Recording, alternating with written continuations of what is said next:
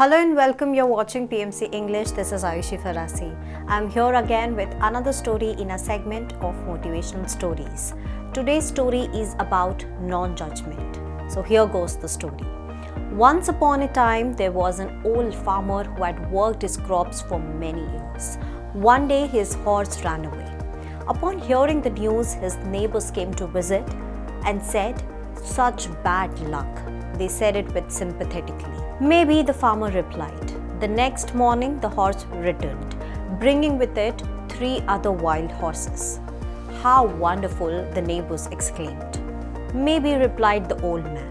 The following day, his son tried to ride one of the untamed horses, was thrown and broke his leg.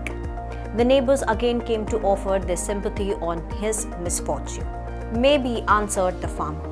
The day after, military officials came to the village to draft young men into the army. Seeing that the son's leg was broken, they passed him by. The neighbors congratulated the farmer on how well things had turned out. "Maybe," said the farmer. Well, this story gives us a moral that the farmer is practicing non-judgment. He understands the true nature of life, that you can't judge any event as an end in a way. Our life doesn't play out like a work of fiction.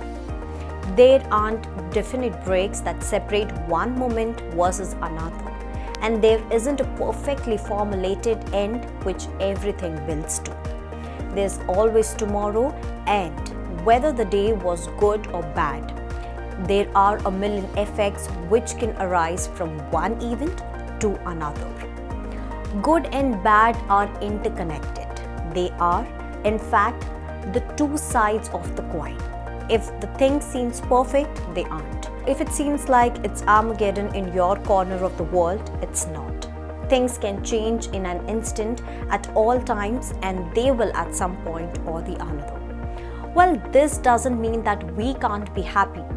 On the contrary, it means that we need to realize this truth and live in a way that we are constantly aware of it in order to find peace and happiness.